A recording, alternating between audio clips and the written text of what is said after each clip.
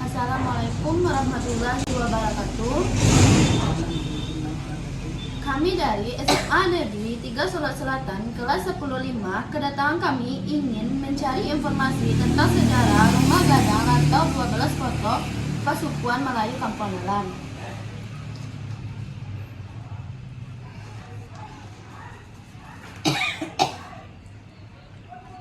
Kapan berdirinya Rumah Gadang 12 Foto ini?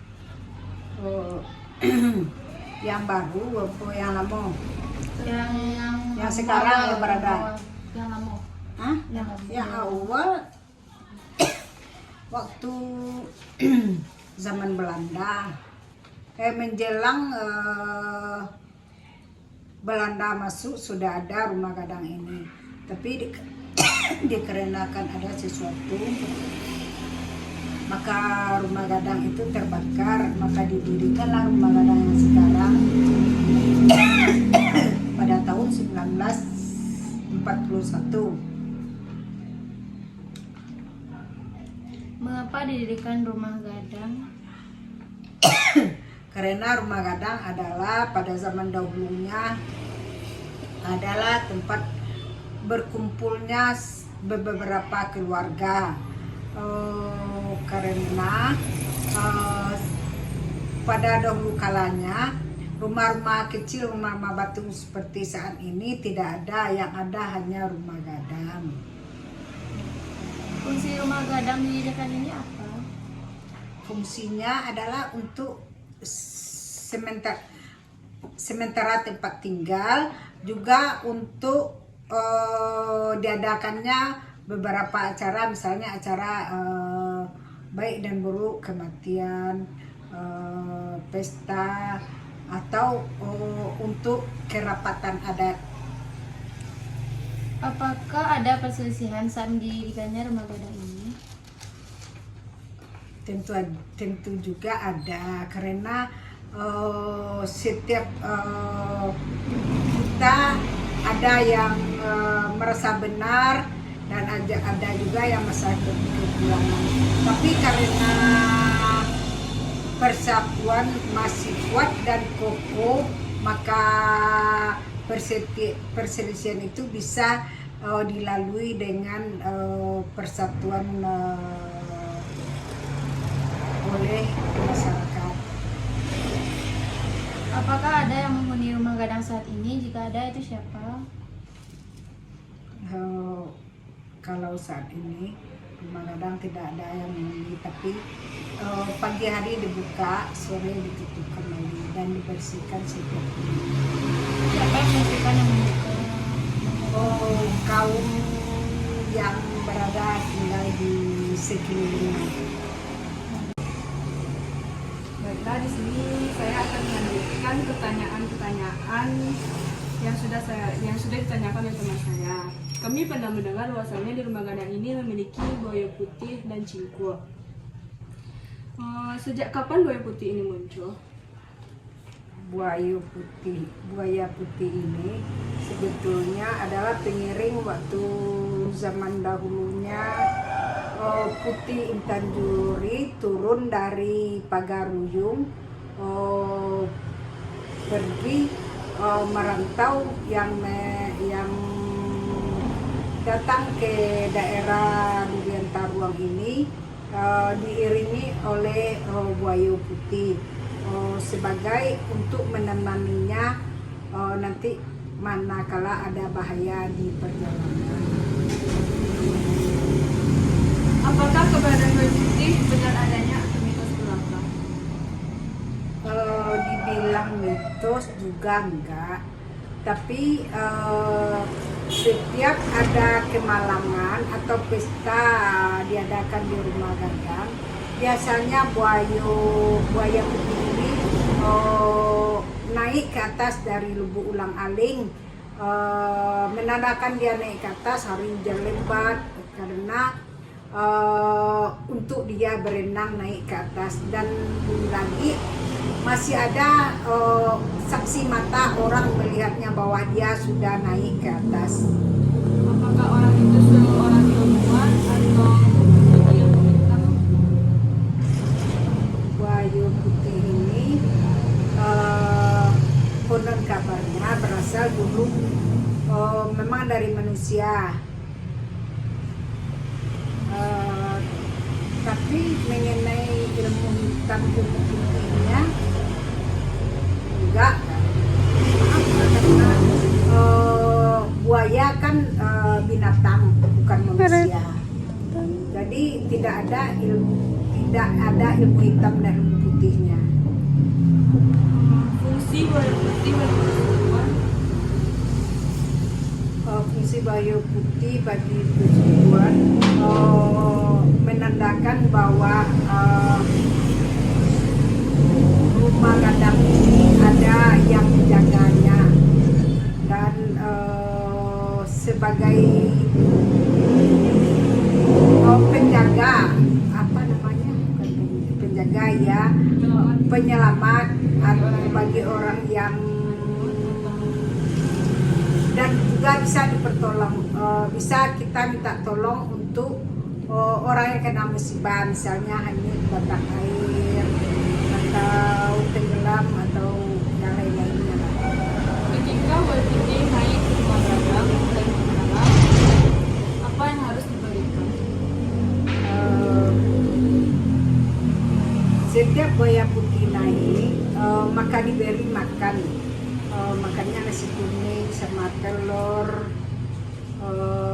dan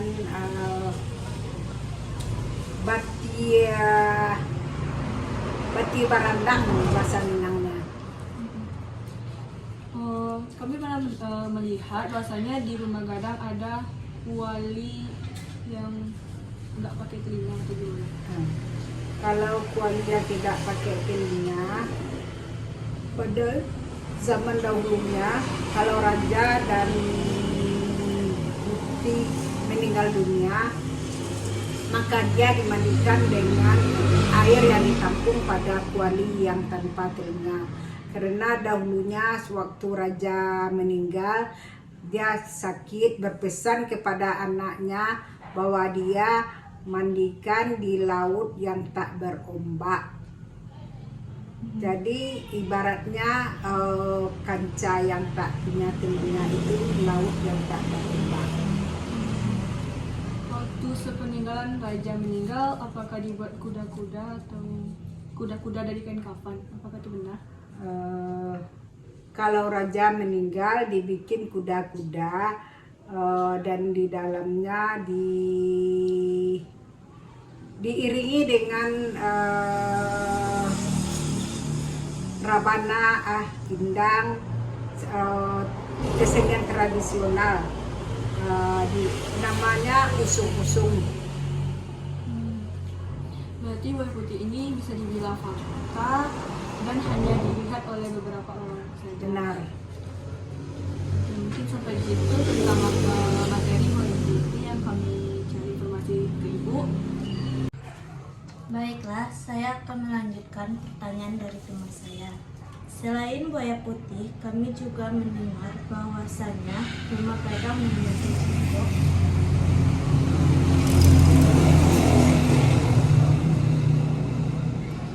Apakah cingko termasuk fungsi cingko bagi masyarakat? Pasukuan. Dan bagi rumah gadang itu sebagai teman, terus untuk menjaga dan mengetahui apakah kita ini ada kemalangan atau ada pesta. Apakah cingko itu dipercaya oleh masyarakat pasukuan? Dipercaya karena dia pernah datang dan menampakkan diri apabila dia sakit beberapa bulan kemarin, sekitar 2 tahunan. Cingku ini pernah datang ke daerah Sunyaro, terus dibilang orang Sunyaro bahwa Cingku rumah gadang ada di sana, dijemput dan diberi makan serta diberi obat, diletakkan bawah rumah gadang. Alhamdulillah dia patuh, tidak buas seperti binatang-binatang seperti kera lainnya. Setelah dia dikasih obat dan sudah sehat, dilepaskan kembali, dia kembali ke hutan. Padahal apa saja dia akan muncul? Dia akan muncul apabila kita mendapat musibah atau kemalangan, atau pada saat kita ada keramaian pesta yang ada di rumah gadang. Apa itu cingko? Cingko itu berupa seperti binatang, seperti kera, tapi seperti kera yang bulunya bukan hitam, agak abu-abu, tapi berekor panjang.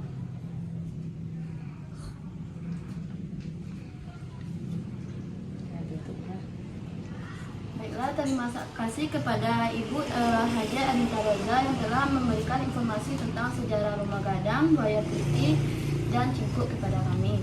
Kami tutupi dengan Assalamualaikum warahmatullahi wabarakatuh. Waalaikumsalam warahmatullahi wabarakatuh.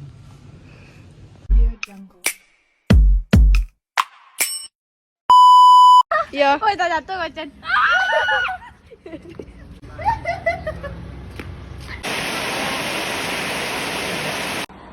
Terima kasih kepada reporter kami. Baiklah, kami akan mencari informasi. Coba sekali ya guys ya. Mati gua. Halo guys, kita adalah jamet-jamet. Dia aja udah datang buruan tuh deh. Apaan tuh? Apaan tuh? Apaan tuh? Apaan tuh? Saudara, diduga kelaparan, seekor monyet berukuran besar turun ke permukiman warga di Magetan, Jawa Timur. You ain't gonna make that good nigga, call me that. When I be like I'm tough, I put one up, bitch, I let you